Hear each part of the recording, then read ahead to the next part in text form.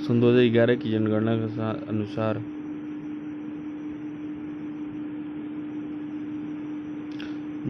के अनुसार उत्तर प्रदेश में शहरी साक्षरता दर 75.14 है। उत्तर प्रदेश शहरी और ग्रामीण जनसंख्या सन 2011 की जनगणना के अनुसार उत्तर प्रदेश की कुल जनसंख्या 19,98,12,341 में शहरी जनसंख्या 4,44,95,063 है, जो राज्य की कुल जनसंख्या का 22.3% है, और ग्रामीण जनसंख्या 15,53,17,227 है 78 है, जो राज्य की कुल जनसंख्या का 77.7% है।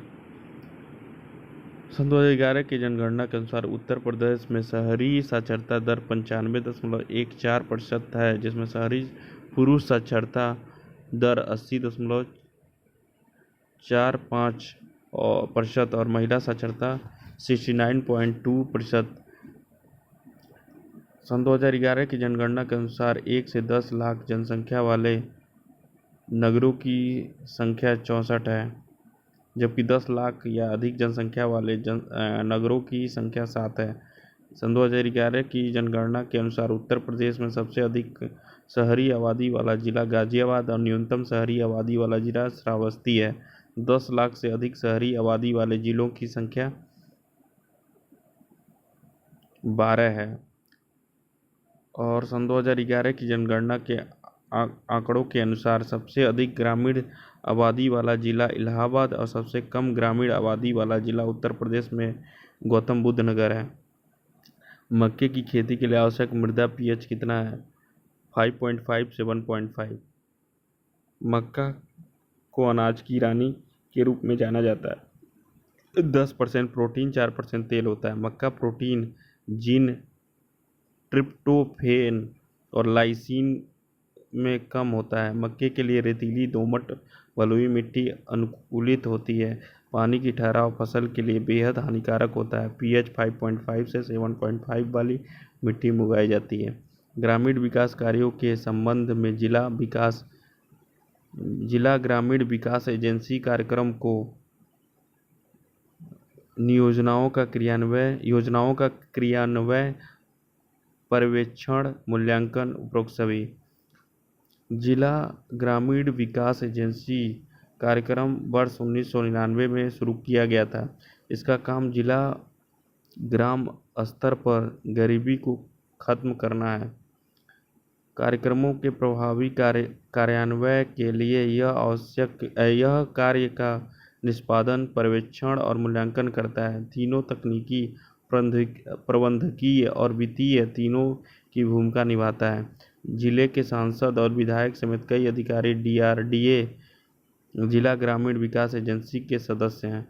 जिला परिषद की अस्थायी समितियों के अध्यक्ष जिला कलेक्टर, जिला मजिस्ट्रेट, उपायुक्त, मुख्य कार्यकारी अधिकारी, कार्यकारी निर्देशक, जिला केंद्रीय सहकारी बैंक के प्रमुख, जिला वन अधिकारी, एकीकृत ग्रामीण विकास कार्यक्रम के परियोजना अधिकारी, जिला मत्स्य अधिकारी, जिला पशुपालन अधिकारी, जिला कृषि अधिकारी।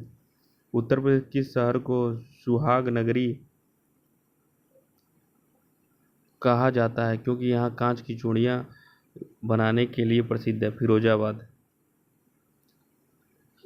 उत्तर प्रदेश फिरोजाबाद को सुहाग नगरी के नाम से जाना जाता है। इसलिए जाना जाता है क्योंकि यहाँ कांच की चूड़ियाँ बनाने के लिए प्रसिद्ध, इसमें चश्मे का शहर भी कहा जाता है। उत्तर प्रदेश के बारे में कुछ तथ्य। राजधानी लखनऊ, जनसंख्या 19,98,12,341। जनगणना सबसे अधिक आबादी वाला राज्य। लिंगानुपात 912 सन 2000 की जनगणना के अनुसार। पिछले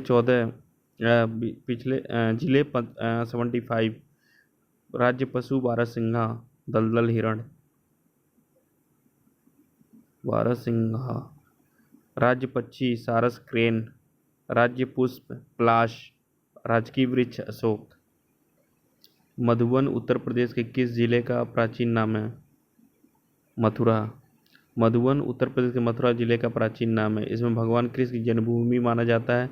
भारतीय पुरातत्व सर्वेक्षण के अनुसार मथुरा संग्रहालय में शहर का उल्लेख सबसे प्राचीन भारतीय महाकाव्य रामायण में मिला है। इक्ष्वाकु राजकुमार शत्रुघ्न ने लौड़ासुर नामक एक राक्षस को मार डाला और भूमि का दावा किया। बाद में यह स्थान मधुवन के रूप में जाना जाने लगा, क्योंकि यह घने जंगल था। फिर मधुपुरा और बाद में मथुरा के रूप में जाना जाने लगा। मथुरा दूध उद्योग के लिए प्रसिद्ध है। भारत का पहला हाथी अस्पताल मथुरा में खोला गया है। महत्वपूर्ण पर्यटन स्थल गोकुल, राधा रमण मंदिर, श्री बांके बिहारी मंदिर, ये सब कहाँ है? मथुरा में है। निम्नलिखित में से किस राज्य में सुलह कुल उत्सव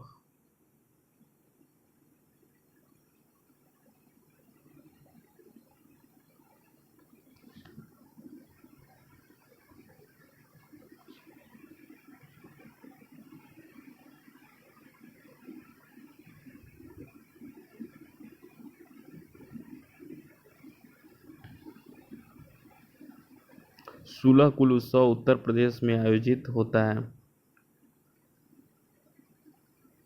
आगरा। उत्तर प्रदेश का 16 कुल उत्सव 16 एक कुल की स्थापना सार्वभौमिक शांति को परिभाषित करने के लिए की गई थी, विशेष रूप से अंतर धार्मिक संवेदनशीलता और सभी के लिए उचित व्यवहार, धार्मिक सिद्धांतों की उपेक्षा करने के लिए। यह शब्द 16 एक कुल एक अरबी वाक्यांश है जिसका अर्थ पूर्ण शांति है। मुगल बादशाह अकबर ने अपने साम्राज्य के लोगों को एकजुट करने के लिए अपने साम्राज्य में इस नीति को लागू किया था। उत्तर प्रदेश में आगरा में हिंदू मुस्लिम एकता के प्रतीक त्यौहार 16 कुल का आयोजन किया जाता है। महत्वपूर्ण मेले और त्यौहार। आगरा में ताज महोत्सव का आयोजन किया जाता है। उत्तर प्रदेश में होली पर्व के अवसर पर बरसाना में लठमार होली का आयोजन किया जाता है। उत्तर प्रदेश में इलाहाबाद में दुनिया का सबसे बड़ा मेला कुंभ मेला आयोजित किया जाता है। कुंभ मेला हर 12 साल में आयोजित किया जाता है और अर्ध कुंभ मेला हर 6 साल के अंतराल पर आयोजित किया जाता है। दादरी का पशु मेला बलिया में कार्तिक पूर्णिमा पर आयोजित किया जाता है। इलाहाबाद में हर साल माघ मेला आयोजित किया जाता है। हरिदास जयंती महोत्सव और ध्रुपद मेला हर साल मथुरा में भाद्रपक्ष शुक्ल पक्ष में आयोजित किया जाता है, जिसमें सर्वश्रेष्ठ संगीतकार भाग लेते हैं। उत्तर प्रदेश का कौन सा लोक संगीत जीवन चक्र के प्रदर्शनों की सूची का हिस्सा है, जिसे बच्चे के जन्म के जश्न मनाने के लिए गाया जाता है? सोहर। उत्तर प्रदेश का सोहर लोक संगीत जीवन चक्र के प्रदर्शन की सूची का हिस्सा, जिसे बच्चे के जन्म का जश्न मनाने के लिए गाया जाता है।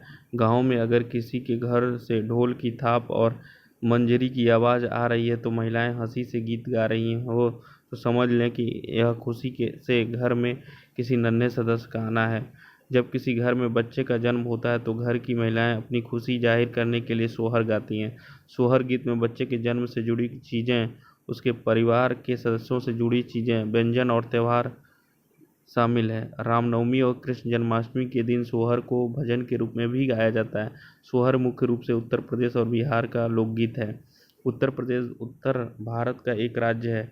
यह भारत का सबसे अधिक आबादी वाला राज्य होने के साथ साथ दुनिया में सबसे अधिक आबादी वाला देश उपखंड है। अमसोत चोटी उत्तर प्रदेश की सबसे ऊंची चोटी है। अमसोत चोटी उत्तर प्रदेश की सबसे ऊंची चोटी है। दुनिया की 23वीं सबसे ऊंची चोटी है। उत्तर प्रदेश का गठन 1 अप्रैल 1937 को हुआ था। अंग्रेजों ने आगरा और अवध को मिलाकर एक प्रांत बनाया था, जिसे आगरा अवध का संयुक्त प्रांत कहा। 1935 में नाम को छोटा करके संयुक्त प्रांत कर दिया गया। जनवरी 1950 से संयुक्त प्रांत का नाम बदलकर उत्तर प्रदेश कर दिया गया। उत्तर प्रदेश में 18 मंडल, 75 जिले, 915 नगरीय निकाय, 8,135 न्याय पंचायतें 8,135 न्याय पंचायतें हैं।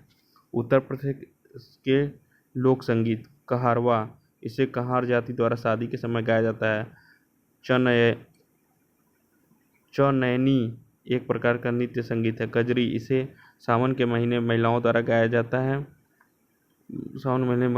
यह अर्धशास्त्रीय गायन के रूप में भी विकसित हुआ है। इसकी गायन शैली बनारस घराने के निकटता से जुड़ी हुई है। उत्तर प्रदेश में पंचायत में महिलाओं के लिए कितने प्रतिशत सीट है? 33%। अनुसूचित जातियों और अनुसूचित जनजातियों के लिए आरक्षण उनकी जनसंख्या और ओबीसी के अनुपात में सीटों में अधिकतम 27% है और अध्यक्षों के पदों में महिलाओं के पंचायत की कुल संख्या के सहित हर श्रेणी में 1/3 से कम नहीं होने का आरक्षण है। यह सार्वभौमिक वयस्क मताधिकार के माध्यम से एक ग्राम पंचायत का निर्वाचन करने के लिए चुनाव होता है, जो विभिन्न वार्डों से चुने गए प्रधान और सदस्यों से बना होता है। ग्राम स्तर पर ग्राम सभा सबसे शक्तिशाली संस्थान है। इसमें 18 वर्ष के ग्राम पंचायत क्षेत्र के सभी निवासियों और ग्राम सभा के अध्यक्ष के रूप में ग्राम पंचायत के प्रधान को शामिल किया जाता है। उत्तर प्रदेश में संपूर्णानंद संस्कृत विश्वविद्यालय कहाँ स्थित है? वाराणसी में। संपूर्णानंद संस्कृत विश्वविद्यालय पूर्व में वर्णाश्रय संस्कृत विश्वविद्यालय और शासकीय संस्कृत महाविद्यालय वाराणसी। यह एक भारतीय विश्वविद्यालय और उच्च शिक्षा का संस्थान है जो वाराणसी, उत्तर प्रदेश, भारत में स्थित है, जो संस्कृत और संबंधित क्षेत्रों के अध्ययन में विशेषता रखता है। 1200 से अधिक संस्कृत माध्यम स्कूल और कॉलेज इस विश्वविद्यालय से संबंध है। उत्तर प्रदेश की मुख्यमंत्री योगी आदित्यनाथ, उत्तर प्रदेश की राज्यपाल आनंदीबेन पटेल, उत्तर प्रदेश की साक्षरता दर 69.72 67.68 होगा, गलत लिखा है। उत्तर प्रदेश सबसे बड़ा जिला लखीमपुर खीरी, उत्तर प्रदेश सबसे छोटा जिला हापुड़, उत्तर प्रदेश के कुल जिले 75। निम्न किस राज्य में डलहौजी लैंड होल्डिंग की पहचान करने के लिए यूनिकोड की शुरुआत की गई थी? उत्तर प्रदेश। लैंड होल्डिंग की पहचान के लिए यूनिकोड की शुरुआत की गई थी। उत्तर प्रदेश सरकार ने राज्य के सभी प्रकार के लैंड होल्डिंग को चिन्हित करने के लिए एक 16 अंकों का यूनिकोड जारी करने की प्रणाली शुरू की गई है। राजस्व विभाग सभी प्रकार की कृषि, आवासीय और वाणिज्यिक भूमि को चिन्हित करने के लिए यूनिकोड जारी करेगा। यह भूमि विवादों को मामलों की जांच करने और लोगों को धोखेबाजी के जाल में फंसाने से बचाने में मदद करेगा। भूमि की यूनिकोड संख्या 16 अंकों वाली होगी, जिसमें पहले 6 अंक भूमि की आबादी के आधार पर होगा, अगले 4 अंक भूमि की विशिष्ट पहचान निर्धारित करेगा और 11 से 14 अंक भूमि के विभाजन की संख्या होगी। अंतिम 2 अंकों में श्रेणी का वितरण होगा, जिसके माध्यम से कृषि, आवासीय और वाणिज्य भूमि की पहचान की जाएगी। उत्तर प्रदेश सरकार ने नोएडा में शूटिंग रेंज का नाम किसके नाम पर रखने का फैसला किया है? चंदो तोमर। उत्तर प्रदेश सरकार ने नोएडा में एक शूटिंग रेंज का नाम अंतर्राष्ट्रीय शूटर चंदो तोमर के नाम पर रखने का फैसला किया, जिन्हें शूटर दादी के नाम से जाना जाता है। अप्रैल सन 2021 में कोविड के कारण चंदो तोमर का निधन हो गया। शूटर दादी ने 60 साल की उम्र में पेशेवर शूटिंग शुरू की थी और उन्होंने कई राष्ट्रीय प्रतियोगिताओं में जीत हासिल की। उन्होंने दुनिया के सबसे उम्रदराज निशानेबाज माना जाता है। मुख्यमंत्री योगी आदित्यनाथ, राज्यपाल आनंदीबेन पटेल और जिला 75। उत्तर प्रदेश में निम्नलिखित में कौन सा जिला गोवर्धन योजना के पहले चरण के तहत शामिल नहीं है? प्रयागराज। उत्तर प्रदेश सरकार ने राज्य में गोवर्धन योजना को लागू करने में 2 साल लग गए। इनका कार्यान्वयन पायलट परियोजना तक सीमित रहा। पहले चरण में यह योजना केवल लखनऊ, वाराणसी, ललितपुर जिलों में लागू की गई। योजना पंचायती राज निदेशालय द्वारा संचालित की जाएगी। योजना के अलावा इसका उद्देश्य गाय के गोबर, विशिष्ट अपशिष्ट, रसोई के कचरे आदि को खाद, बायोगैस और बायो सीएनजी में बदलना है। यह ग्रामीण क्षेत्रों को साफ रखने में मदद करेगा। बायोगैस खाना पकाने और प्रकाश व्यवसाय के लिए ऊर्जा प्रदान करेगा। यह किसानों और पशुपालकों के लिए अतिरिक्त आय का स्रोत है। गोवर्धन योजना के बारे में केंद्र सरकार द्वारा सन 2018 में galvanising organic bio agro resources धन गोवर्धन योजना शुरू की गई थी। यह पेयजल और स्वच्छता विभाग, जल शक्ति मंत्रालय के तहत लागू की गई है। यह स्वच्छ भारत मिशन ग्रामीण चरण 2 के तहत काम करती है। बायोडिग्रेडेबल कचरे को संपीड़ित बायोगैस में परिवर्तित करके किसानों की आय बढ़ाने के लिए इस योजना का मुख्य उद्देश्य है। किस वर्ष में उत्तर प्रदेश में किसान समृद्धि आयोग स्थापित किया गया था? सन 2017 में। सन 2022 तक किसानों की आय दोगुना करने के उद्देश्य से समय समय सुझाव देने के लिए किसान समृद्धि आयोग का गठन किया गया। राज्य का मुख्यमंत्री इस आयोग का अध्यक्ष के रूप में कार्य करता है। कृषि मंत्री सूर्य प्रताप शाही और नीति आयोग के सदस्य प्रोफेसर रमेश चंद्र को इस आयोग का उपाध्यक्ष नियुक्त किया गया है। राज्य के मुख्य सचिव और कृषि उत्पाद आयुक्त इसके सदस्य हैं। नियुक्त किए गए अन्य महत्वपूर्ण सदस्य यूएस सिंह, अंतर्राष्ट्रीय चावल अनुसंधान संस्थान ICRI-SAT हैदराबाद के महानिदेशक, मंगला राय ICAR की पूर्व महानिदेशक, गिरी संस्थान लखनऊ के प्रोफेसर सुरेंद्र कुमार, IIM लखनऊ के प्रोफेसर सुशील कुमार, ICAR के पूर्व निदेशक RB सिंह। किसानों के लिए राज्य सरकार की अन्य प्रमुख पहलें। राज्य के जैविक कृषि को बढ़ावा देने के लिए 24 जनपदों में क्लस्टर आधारित दृष्टिकोण, जिसमें 620 क्लस्टर शामिल है। वित्तीय वर्ष 2018-19 में मार्च 2019 तक 84,812 वर्मी कंपोज यूनिट की स्थापना की गई। योजना के तहत 75% अनुदान की अनुमति है। बुंदेलखंड क्षेत्र में सिंचाई क्षमता बढ़ाने के लिए खेत तालाब योजना का विस्तार। माननीय मुख्यमंत्री द्वारा 5/11/2017 को पारदर्शी किसान सेवा योजना के तहत उत्तर प्रदेश पारदर्शी मोबाइल ऐप का शुभारंभ किया गया।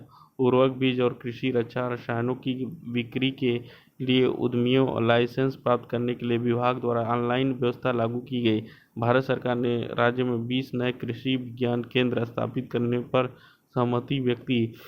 मूल्य जोखिम अनुबंधन के तहत वर्ष 2017 में 1293.70 मीट्रिक टन आलू की खरीद की गई। मुख्यमंत्री कन्या सुमंगला योजना के कार्यान्वयन के लिए उत्तर प्रदेश के बजट सन 2021-22 में कुल धनराशि का बजट रखा गया है 1200 करोड़ रुपया। मुख्यमंत्री कन्या सुमंगला योजना के कार्यान्वयन के लिए 1200 करोड़ रुपए आवंटित किए गए थे। वर्ष 2021 और 22 में महिलाओं और बच्चों की कुपोषण समस्या के समाधान के लिए 100 करोड़ रुपए आवंटित किए गए थे। 4,094 करोड़ रुपए पोषण कार्यक्रम और 415 करोड़ रुपए राष्ट्रीय पोषण अभियान के लिए आवंटित किए गए थे। मुख्यमंत्री कन्या सुमंगला योजना गरीब बालिकाओं के स्वास्थ्य शिक्षा से संबंधित योजना है। महिला शक्ति केंद्रों की स्थापना के लिए 32 करोड़ रुपए प्रस्तावित है। सतीश चंद्र द्विवेदी उत्तर प्रदेश सरकार में शिक्षा मंत्री हैं। महिला कल्याण से संबंधित कुछ योजनाएं: उज्ज्वला योजना, महिला हेल्पलाइन, बेटी बचाओ बेटी पढ़ाओ। उत्तर प्रदेश में महिलाओं की साक्षरता दर 59.26% है। उत्तर प्रदेश सरकार द्वारा मिशन शक्ति नाम से एक महिला सशक्तिकरण कार्यक्रम शुरू किया गया है। मध्याह्न भोजन योजना सरकारी और सरकारी सहायता प्राप्त स्कूलों में कक्षा 1 से लेकर 8 तक पढ़ने वाले सभी स्कूल के बच्चों को शामिल किया गया है। समग्र शिक्षा सर्व शिक्षा अभियान SSA, राष्ट्रीय माध्यमिक शिक्षा अभियान RMSA और शिक्षक शिक्षा TE की तीनों योजनाओं को समाहित है। मध्याह्न भोजन मानव संसाधन विकास मंत्रालय की स्कूली शिक्षा और साक्षरता विभाग के अंतर्गत आती है। वर्ष 1995 में केंद्र प्रायोजित योजना के रूप में शुरू किया गया था। इसमें प्रावधान है कि कक्षा 1 से 8 तक के पढ़ने वाले 6 से 14 वर्ष की आयु के प्रत्येक बच्चे को जो स्कूल में दाखिला भाग लेता है उसे प्राथमिकता 1 से 5 के लिए 450 कैलोरी या 12 ग्राम प्रोटीन के पोषण मानकों वाला गर्म पका हुआ भोजन और उच्च माध्यमिक 6 से 8 तक के लिए 700 कैलोरी 20 ग्राम प्रोटीन स्कूल की छुट्टियों को छोड़कर हर दिन मुफ्त उपलब्ध कराया जाएगा। इस योजना में सभी सरकारी और सरकारी सहायता प्राप्त स्कूल सर्व शिक्षा अभियान के तहत समर्थित मदरसा और मकतब भी शामिल है। मनरेगा के तहत महिलाओं को कितने प्रतिशत कार्य है? 1/3%। महात्मा गांधी राष्ट्रीय ग्रामीण रोजगार गारंटी योजना महात्मा गांधी मनरेगा में निर्देशित अधिकतम अधिनियम को लागू करने के साधन के रूप में बनाई गई ताकि गारंटी लागू हो। राज्य सरकारों को मनरेगा के तहत नियमित बनाने और संबंधित राज्य योजनाओं में संशोधित करने की शक्तियां हैं। अधिनियम में महिलाओं के लिए 33% भागीदारी भी अनिवार्य है। राष्ट्रीय ग्रामीण रोजगार गारंटी अधिनियम ग्रामीण क्षेत्रों के घरों के लिए 1000 दिनों का गारंटी रोजगार प्रदान करने के महत्वपूर्ण पहल है। राष्ट्रीय ग्रामीण रोजगार गारंटी कार्यक्रम का नाम 2 अक्टूबर सन 2009 को बदलकर महात्मा गांधी राष्ट्रीय ग्रामीण रोजगार गारंटी कार्यक्रम में कर दिया गया। मनरेगा कार्य महिलाओं को काम की तलाश में प्रवास के खिलाफ भी सुरक्षा प्रदान कर सकता है। मजदूर किसान शक्ति संगठन मनरेगा के पारित होने के एक महत्वपूर्ण संगठन था। भारतीय संसद ने 23 अगस्त सन 2005 को महात्मा गांधी राष्ट्रीय ग्रामीण रोजगार गारंटी अधिनियम पारित किया था। यह 2 फरवरी सन 2006 को लागू हुआ था। मनरेगा के तहत मजदूरी का भुगतान कितने दिनों के भीतर किया जाना चाहिए? 15। मनरेगा के तहत मजदूरी का भुगतान 15 दिनों के भीतर किया जाना चाहिए। महात्मा गांधी राष्ट्रीय ग्रामीण रोजगार गारंटी अधिनियम का संक्षिप्त रूप है। महात्मा गांधी राष्ट्रीय ग्रामीण रोजगार गारंटी अधिनियम 23 अगस्त सन 2005 को पारित किया गया था। इस योजना को आधिकारिक तौर पर 2 फरवरी सन 2006 को शुरू किया गया था। इस योजना को पहले राष्ट्रीय ग्रामीण रोजगार गारंटी अधिनियम के रूप में जाना जाता है। अधिनियम में कम से कम 100 दिनों के काम का प्रावधान है, जो एक वित्तीय वर्ष में गारंटीकृत मजदूरी प्रदान करता है। मनरेगा के तहत मजदूरी का भुगतान 15 दिनों के भीतर किया जाता है। योजना के तहत कुल 708 जिले शामिल हैं। उत्तर प्रदेश में कौशल विकास मिशन किस वर्ष शुरू किया गया था? सन 2015। उत्तर प्रदेश में कौशल विकास मिशन किस वर्ष शुरू किया? सन 2013 में। उत्तर प्रदेश कौशल विकास मिशन UPSDM सन 2013 में शुरू किया था। UPSDM एक एकीकृत मिशन के रूप में कार्य करता है, जो राज्य के लिए कौशल विकास लक्ष्यों को प्राप्त करने के विभिन्न राज्य विभागों के प्रयासों को जोड़ता है। UPSDM उत्तर प्रदेश रोजगार बढ़ाने में लक्षित कौशल विकास के कार्यवाही एजेंसी है, जो विभिन्न राज्य विभागों जैसे ग्रामीण विकास, शहरी विकास, श्रम, अल्पसंख्यक कल्याण, समाज कल्याण आदि के लक्ष्यों को पूरा करती है। इसने कौशल विकास प्रशिक्षण आयोजित करने के लिए सरकारी प्रशिक्षण भागीदारों के अलावा निजी प्रशिक्षण भागीदारों की सूचीबद्ध किया है। इसके तहत 14 से 35 वर्ष वर्ग के सभी पात्र युवाओं को उनकी पसंद के ट्रेडों के में प्रशिक्षण किया जाता है। उन्हें कौशल हासिल करने तथा उन्नत करने की सुविधाएं प्रदान की जाती है। इसकी टैगलाइन सबको हुनर और सबको काम। उत्तर प्रदेश कौशल विकास। जननी सुरक्षा योजना के अंतर्गत राज्य और केंद्र की हिस्सेदारी क्या है? 100% केंद्र द्वारा आयोजित है। जननी सुरक्षा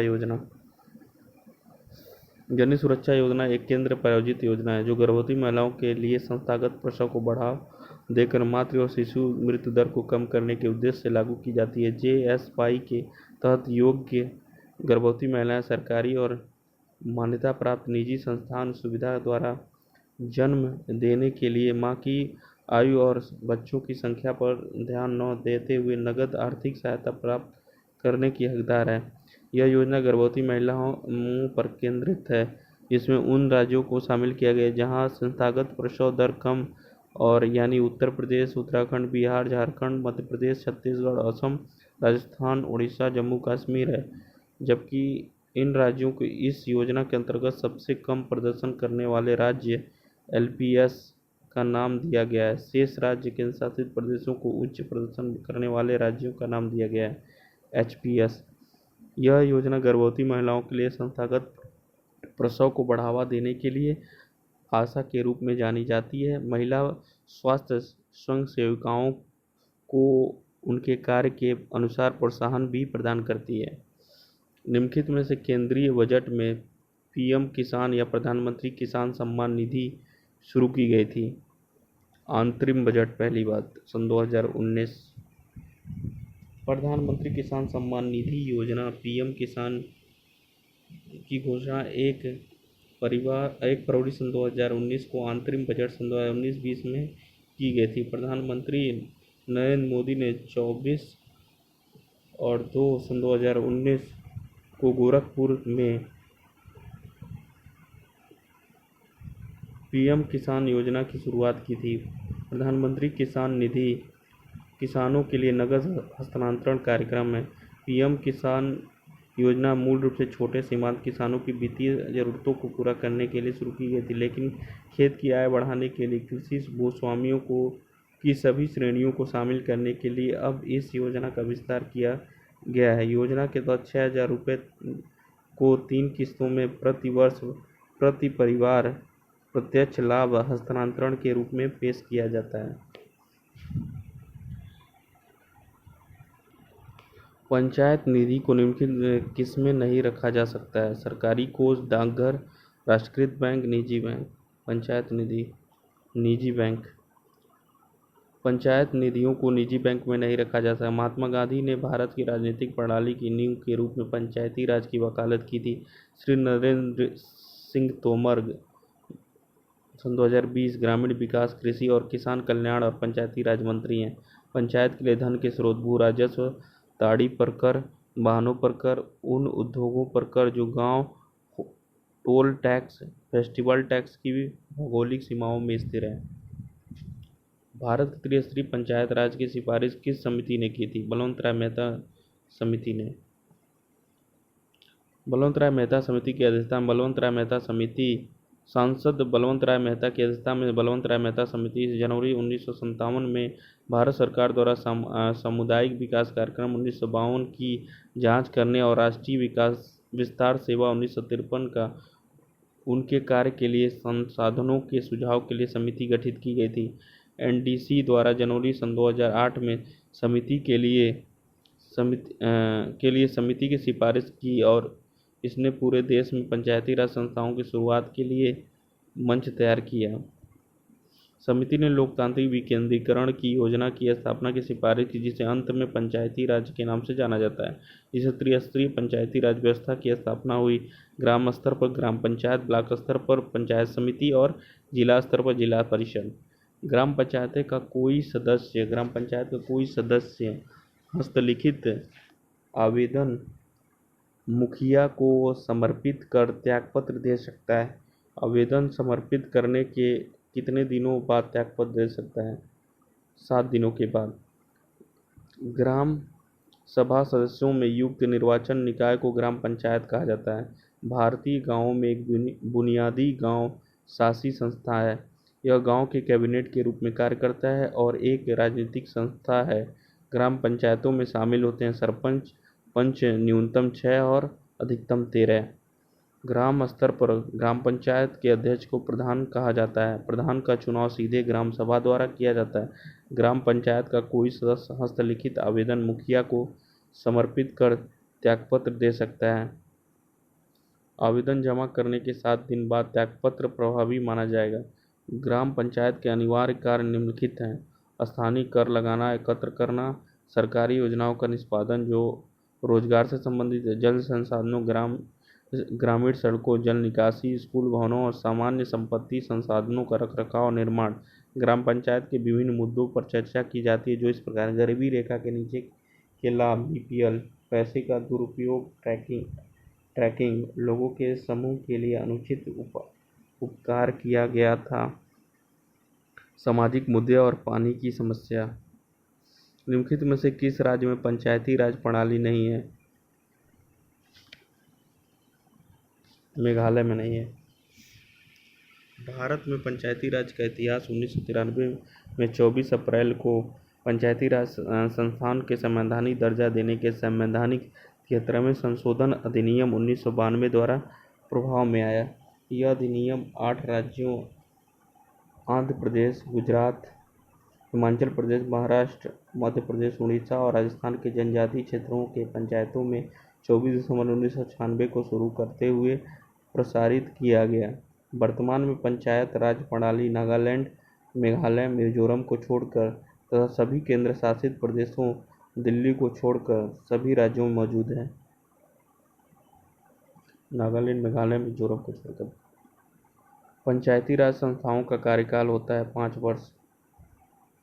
पंचायती राज संस्थाओं का कार्यकाल 5 वर्ष है। पंचायती राज संस्थान भारत में ग्रामीण स्थानीय स्वशासन की एक प्रणाली है। 73वें संवैधानिक संशोधन अधिनियम 1992 के माध्यम से पंचायती राज संस्थान का गठन किया गया। ऋग्वेद में स्थानीय 100 इकाइयों के रूप में सभा, समिति और विधा का उल्लेख है।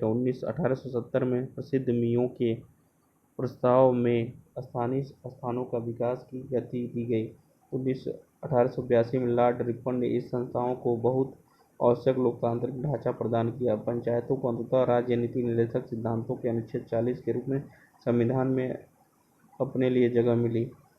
सन 2011 की जनगणना को उत्तर प्रदेश में पुरुष की साक्षरता का प्रतिशत है 77.28। उत्तर प्रदेश की औसत साक्षरता 67.68% है। उत्तर प्रदेश में पुरुष साक्षरता 77.28 है और उत्तर प्रदेश में महिला साक्षरता 57.18% है। उत्तर प्रदेश में कुल साक्षर लोग 11,43,97,555 है। उत्तर प्रदेश में 6,82,34,964 पुरुष साक्षर हैं। उत्तर प्रदेश में महिलाएं 4,61,62,591 महिलाएं साक्षर हैं। उत्तर प्रदेश की जनगणना के वितरण के अनुसार उत्तर प्रदेश की जनसंख्या 19,98,00,000 करोड़ है, जो सन 2001 की जनगणना में 16.62 करोड़ की संख्या से बड़ी है। सन 2011 की जनगणना के अनुसार उत्तर प्रदेश की कुल जनसंख्या 19,98,12,341 है जिसमें पुरुषों और महिलाओं की संख्या 10,44,80,510 पुरुष हैं, 9,53,31,831 है महिलाएं हैं। सन 2011 में उत्तर प्रदेश की जनसंख्या 16.5% थी। उत्तर प्रदेश की जनसंख्या 16.5% है।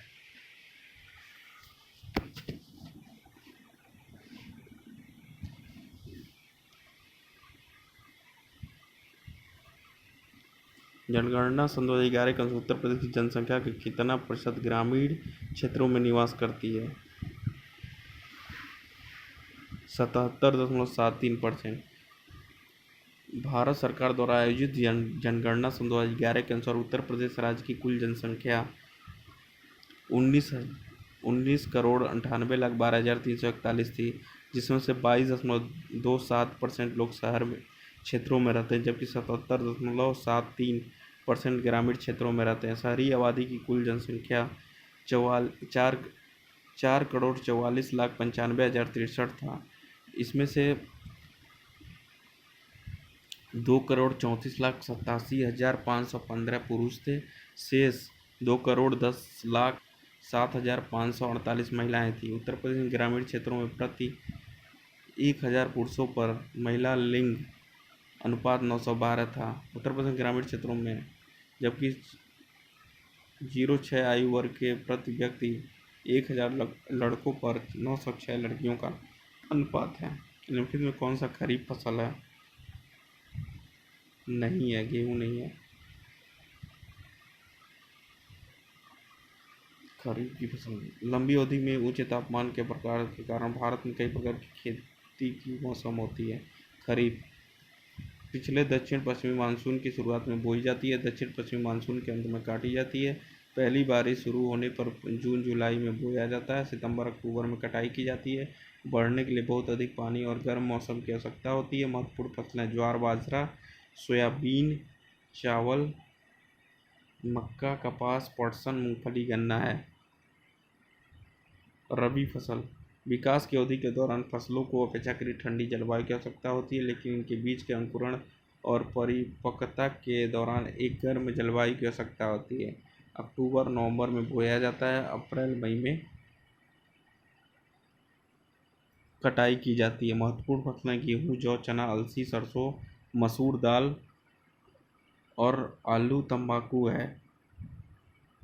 उत्तर प्रदेश मुख्यमंत्री स्वरोजगार योजना सन 2021 के लिए पंजीकरण आवेदन पत्र भरने के पूर्व निम्नलिखित में से कौन सा पात्रता का मापदंड नहीं है? भारत के किसी भी राज्य के नागरिक। उत्तर प्रदेश ग्रामीण मुख्यमंत्री युवा रोजगार योजना। इस योजना के तहत सरकार उत्तर प्रदेश के बेरोजगार युवाओं को स्वरोजगार शुरू करने के लिए 25 लाख रुपए तक का और बैंकों के माध्यम से सेवा क्षेत्र के लिए 10 लाख रुपए तक का ऋण प्रदान करती है, जिसमें राज्य सरकार द्वारा लाभार्थी को 25% मार्जिन मनी अनुदान प्रदान किया जाता है। यह योजना राज्य के शिक्षित बेरोजगार युवाओं की बेरोजगारी की समस्या को दूर करने और राज्य के कुशल और मेहनती युवाओं को अपने पैरों पर खड़ा करने के लिए है। पात्रता: उम्मीदवार भारत का नागरिक और उत्तर प्रदेश का अस्थायी निवासी होना चाहिए। आवेदक की आयु 18 से 40 वर्ष के बीच होनी चाहिए। उम्मीदवार को किसी भी सरकारी या निजी क्षेत्र में नहीं रखा जाना चाहिए। आवेदन ने किसी अन्य बैंक से कोई अन्य ऋण नहीं लिया हो। आवेदक को सरकार की किसी अन्य रोजगार योजना का लाभार्थी नहीं होना चाहिए। उम्मीदवारों के पास उनके मोबाइल नंबर से जुड़े एक बैंक खाता होना चाहिए। आवेदक किसी अन्य बैंक या संस्था का डिफाल्टर नहीं होना चाहिए। आवेदन की न्यूनतम शैक्षणिक योग्यता हाई स्कूल या समकक्ष होना चाहिए। उत्तर प्रदेश बजट सन 2021 और 22 में किस योजना के अंतर्गत विद्यार्थियों को टैबलेट देने की घोषणा की गई थी? मुख्यमंत्री अभ्युदय योजना। उत्तर प्रदेश का बजट सन 2022 फरवरी 22 फरवरी सन 2021 को घोषित किया गया। इस बजट में अभ्युदय योजना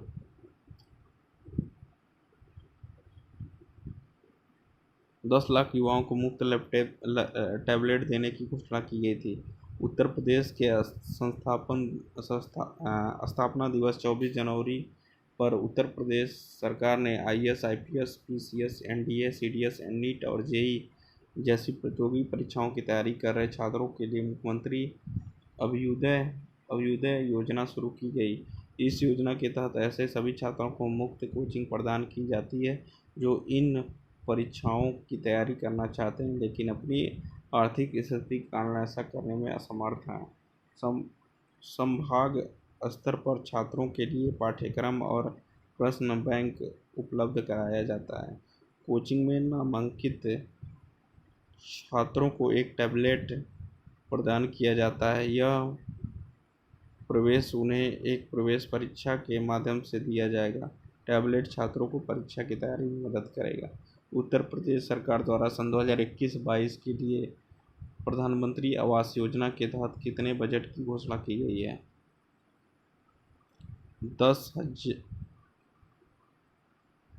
10,029 करोड़ रुपए की। राज्य विधानसभा ने सन 2021-22 के लिए पेश बजट में प्रधानमंत्री आवास योजना शहरी की मदद में 10,029 करोड़ रुपए का प्रावधान किया है। प्रधानमंत्री आवास योजना ग्रामीण के तहत 7,000 करोड़ रुपए का प्रावधान किया गया है। इसके अलावा रुपए का प्रावधान है। मुख्यमंत्री आवास योजना के तहत 369 करोड़ रुपए की व्यवस्था की गई है। प्रधानमंत्री आवास योजना 22 जून सन 2015 से मोदी सरकार द्वारा लागू की गई थी। प्रधानमंत्री आवास योजना का लक्ष्य सन 2022 तक प्रत्येक पात्र परिवार को अपना घर उपलब्ध कराना। पीएमएवाई योजना के तहत सरकार शहरी क्षेत्रों में मलिन बस्तियों कचरे घरों में रहने वाले लोगों को सरकार द्वारा शामिल किया जाएगा। प्रधानमंत्री आवास योजना के तहत अब तक उत्तर प्रदेश के नागरिकों को 50,740 आवास प्रदान किए जा चुके हैं।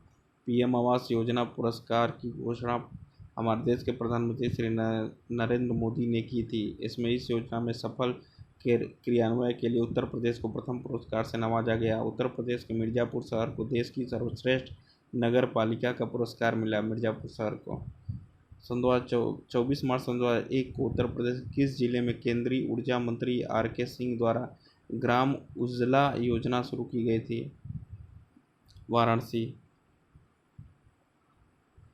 केंद्रीय ऊर्जा मंत्री आर.के. सिंह ने 24 मार्च सन 2021 को वाराणसी में ग्राम उज्ज्वला योजना का शुभारंभ किया। 24 मार्च सन 2021 को इस योजना के तहत गाँव में परिवारों को उच्च गुणवत्ता वाली एलईडी बल्ब 10 रुपये की कीमत पर उपलब्ध कराए जा रहे हैं। इस कार्यक्रम के तहत energy efficiency services limited EESL की सहायता कंपनी कन्वेंशन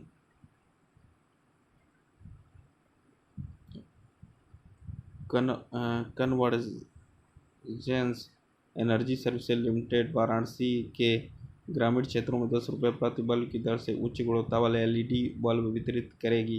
ग्राम उजाला कार्यक्रम के प्रथम चरण के तहत 5 जिलों के गांवों में 1.5 करोड़ LED बल्ब बांटे जाएंगे।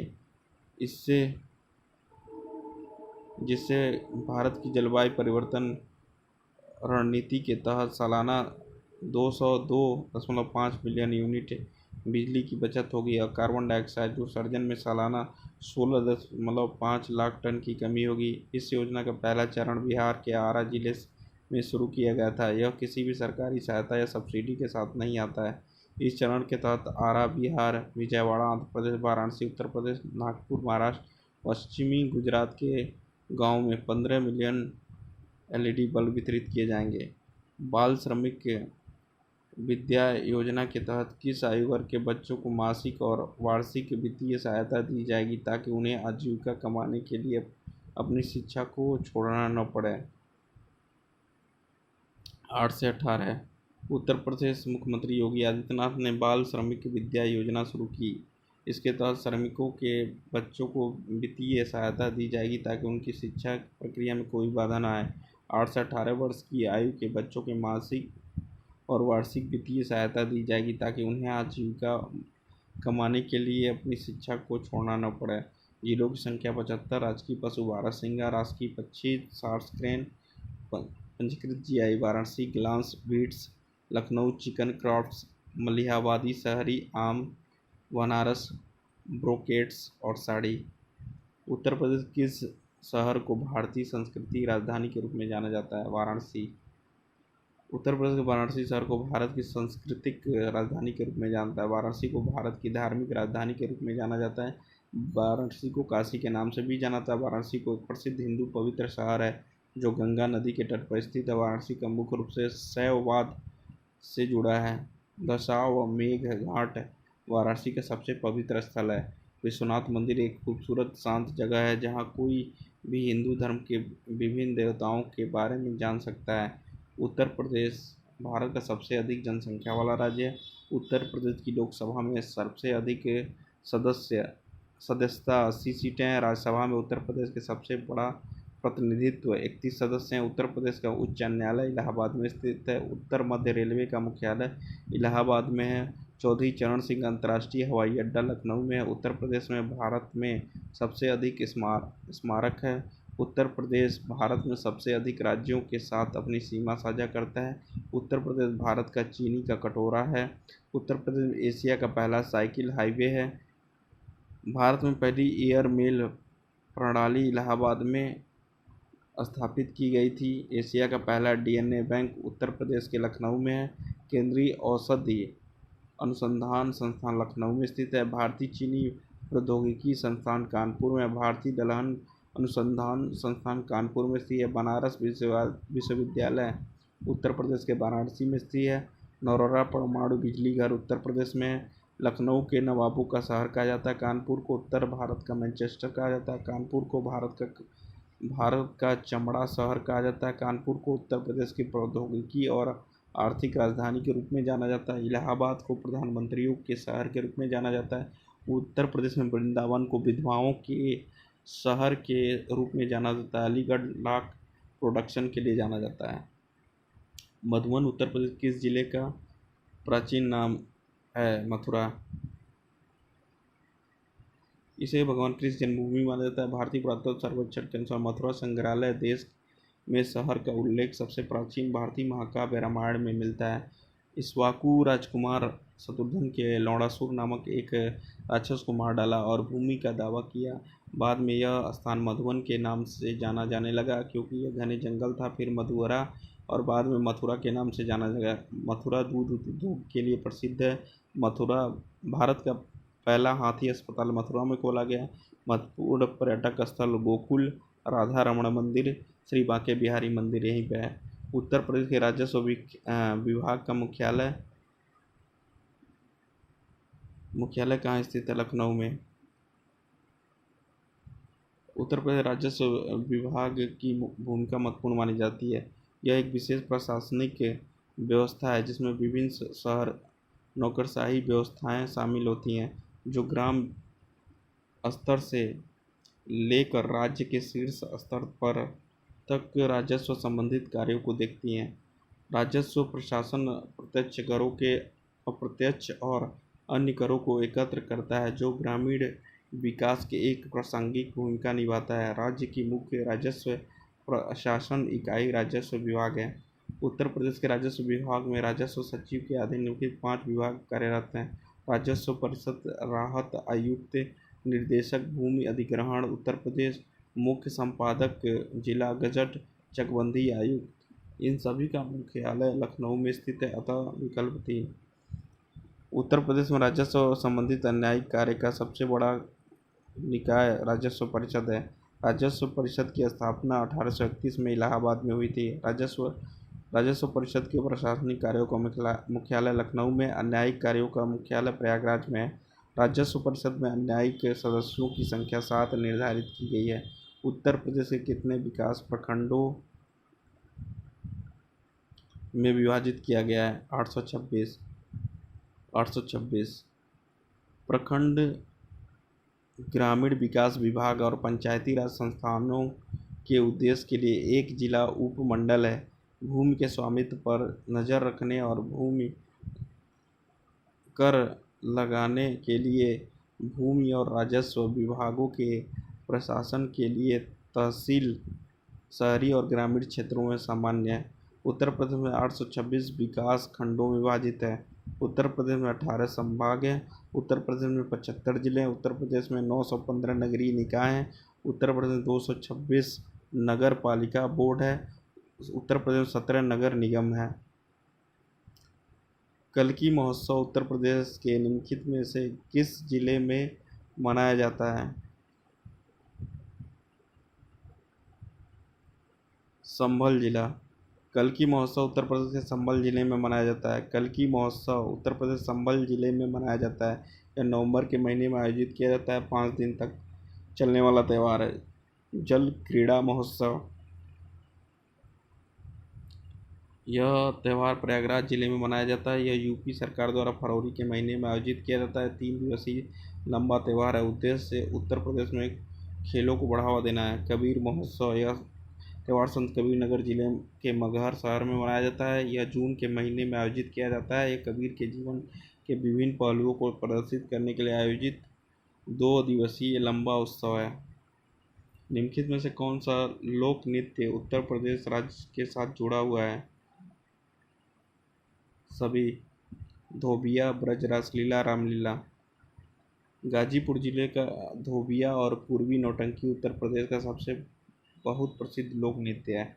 रामलीला एक ऐसी कला है जो भगवान राम के जीवन से जुड़े हैं और उसमें नृत्य और रंगमंचन का प्रदर्शन शामिल है। ब्रज रासलीला प्रेम भगवान कृष्ण के जीवन से जुड़ी है। चरकुला राज्य का एक और लोक नृत्य है। चरकुला के नृत्य में एक महिला नर्तकी शामिल होती है जो नृत्य करते समय उसके सिर पर हल्के दीपक के एक स्तंभ को संतुलित करती है। राज्य के अन्य प्रमुख लोक नृत्यों के रूप में उत्तर प्रदेश में चरकुला, पेंडंडा, थारू, धोबिया, राय और शायरा आदि है।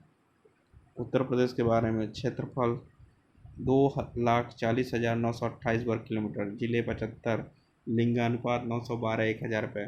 भारतीय स्वतंत्रता के बाद प्रथम राज्यपाल श्रीमती सरोजिनी नायडू। आज़ादी के बाद का पहला मुख्यमंत्री श्री गोविंद बल्लभ पंत। राजधानी लखनऊ। जनसंख्या का घनत्व 829।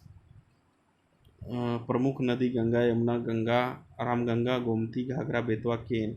सीमावर्ती राज्य उत्तराखंड, हरियाणा, दिल्ली, राजस्थान, मध्य प्रदेश, झारखंड, छत्तीसगढ़, बिहार। लोकसभा सीट 80, राज्यसभा सीट 31, विधानसभा सदस्य 403 सदस्य, विधान परिषद 100। यूपी कन्या विद्याधन योजना के तहत प्रत्येक लड़की को कितनी राशि प्रदान की जाती है? 30,000 रुपये। उत्तर प्रदेश बालिका शिक्षा के लिए वित्तीय सहायता योजना यूपी कन्या विद्याधन योजना सन 2021 शुरू की गई। यूपी सरकार 30,000 रुपये की वित्तीय सहायता प्रदान करती है। इस योजना के तहत 12वीं की बोर्ड परीक्षा में योग्यता प्राप्त करने वाली किसी भी छात्रा को महिला बाल विकास विभाग की मदद से यूपी कन्या विद्याधन योजना उन महिलाओं के लिए शुरू की गई जो शिक्षा प्राप्त कर रही हैं। सीबीएसई या यूपी राज्य बोर्ड में 12वीं कक्षा पूरी करने वाली सभी महिलाओं को 30,000 रुपये की उत्तर प्रदेश सरकार से छात्रवृत्ति प्राप्त होगी। वित्तीय छात्रवृत्ति 12वीं कक्षा की महिलाओं को उनकी शिक्षा जारी रखने में सहायता मिलेगी। केंद्र सरकार द्वारा किस वर्ष सूखा संभावित क्षेत्र विकास शुरू किया गया है? 1973-74। सूखा प्रवण क्षेत्र विकास केंद्र सरकार द्वारा 1973-74 में बनाई गई पहली क्षेत्र विकास पहल थी, जो लगातार भूमि गंभीर सूखे के अधीन नाजुक क्षेत्रों द्वारा सामान्यतः की जाने वाली अनूठी चुनौतियों का समाधान करने के लिए बनाई गई थी।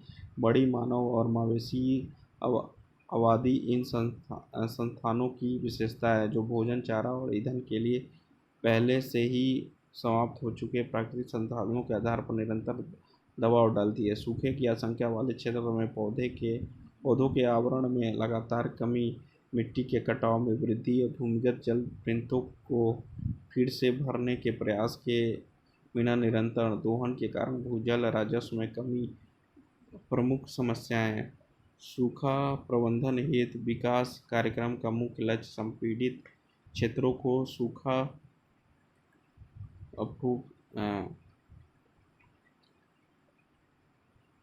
प्रूफिंग के लक्ष्य के साथ है। फसल और पशुधन उत्पादन के साथ साथ भूमि, पानी और मानव संसाधन उत्पादन पर सूखे के नकारात्मक प्रभाव को कम करता है। सन 2020 की रिपोर्ट के अनुसार उत्तर प्रदेश में मनरेगा योजना के तहत कितने लोग कार्यरत हैं, जो देश में सबसे अधिक हैं? 57.13 लाख। 2020 की रिपोर्ट में उत्तर प्रदेश सरकार ने मनरेगा के माध्यम से 57.13 लाख लोगों को रोजगार दिया है, जिससे यह ग्रामीण रोजगार गारंटी योजना के लिए देश में शीर्ष राज्य बन गया है। अतिरिक्त मुख्य सचिव अवनीश कुमार अवस्थी ने यहाँ संवाददाताओं से कहा कि उत्तर प्रदेश वर्तमान में महात्मा गांधी राष्ट्रीय ग्रामीण रोजगार गारंटी अधिनियम के तहत देश के कुल श्रमिकों का 18% कार्यरत है। इसने 7.93 करोड़ मानव दिवस का उत्पादन किया है। कुल 58,000 पंचायतों में से 57.13 लाख श्रमिक 56,981 में कार्यरत हैं। अधिकारियों के अनुसार सीतापुर जिले में सबसे अधिक श्रमिक 1.91 लाख हैं।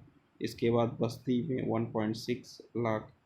सन 2005 का महात्मा गांधी रोजगार गारंटी अधिनियम महात्मा गांधी राष्ट्रीय रोजगार गारंटी अधिनियम या मनरेगा के रूप में भी जाना जाता है, एक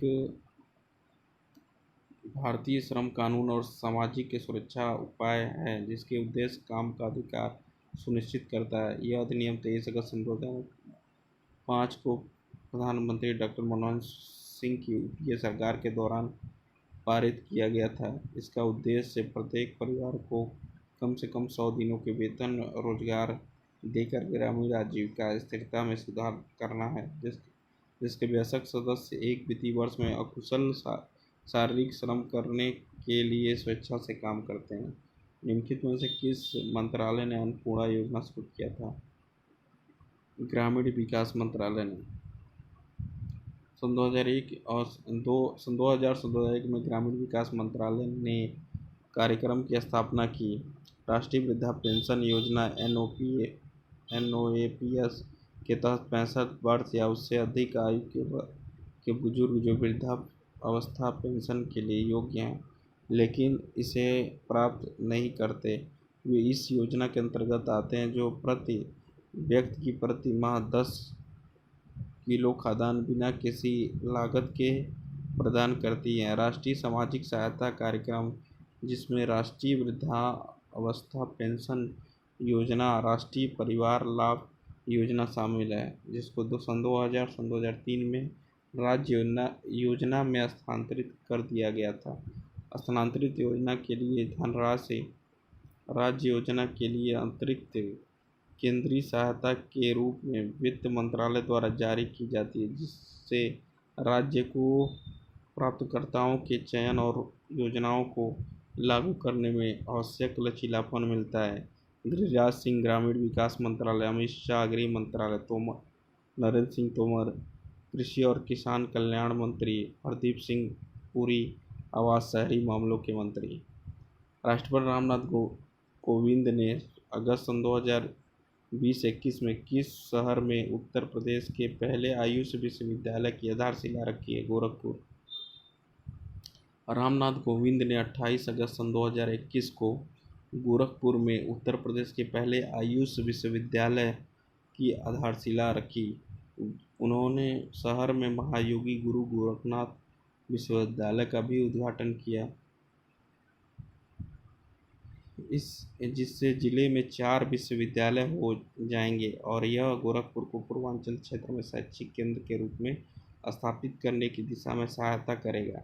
आयुष्मान विश्वविद्यालय में आयुर्वेद, यूनानी, होम्योपैथी, योग और प्राकृतिक चिकित्सा शिक्षण संस्थाओं की स्थापना के संबंध में केंद्रीय भारतीय चिकित्सा परिषद के दिशा निर्देशों के अनुसार चलाया जाएगा। निम्नलिखित में कौन सा मिश्रित कृषि की प्रमुख विशेषता है? एक साथ पशुओं का पालन और फसलों की खेती। मिश्रित कृषि एक प्रकार की खेती है जिसमें फसल उगाना और पशुधन बढ़ाना दोनों शामिल हैं। मिश्रित कृषि की विशेषताएं: फसलें उगाई जाती हैं, जानवरों को एक ही खेत में पाला जाता है। जब कोई फसल विफल हो जाती है या फसलों की कीमतों में उतार चढ़ाव होता है तो किसान पशुधन पर निर्भर हो सकते हैं और इसके विपरीत खेती की जमीन का एक हिस्सा पशु चारागाह के लिए आरक्षित होता है। किसानों को फसलों या पशु उत्पादों से निरंतर आय प्राप्त होती है। खेतों का आकार मध्यम होता है, कोई मौसमी बेरोजगारी नहीं होती है, किसान साल भर व्यस्त रहते हैं। फसलों के अवशेषों का उपयोग पशुओं के चारे के रूप में किया जाता है। इससे पशुओं के लिए अलग चारा खरीदने के पैसे की बचत होती है। पारंपरिक खेती की तुलना में किसान द्वारा अर्जित आय अधिक होता है। पशुओं की खाद का उपयोग उस मिट्टी के लिए उर्वरक के रूप में किया जाता है जिसमें फसलें उगाई जाती हैं। पशुओं की खाद का उपयोग निरंतर फसल उत्पादन सुनिश्चित करता है और पैसे बचाता है, जिसका उपयोग उर्वरक खरीदने के लिए किया जाता है।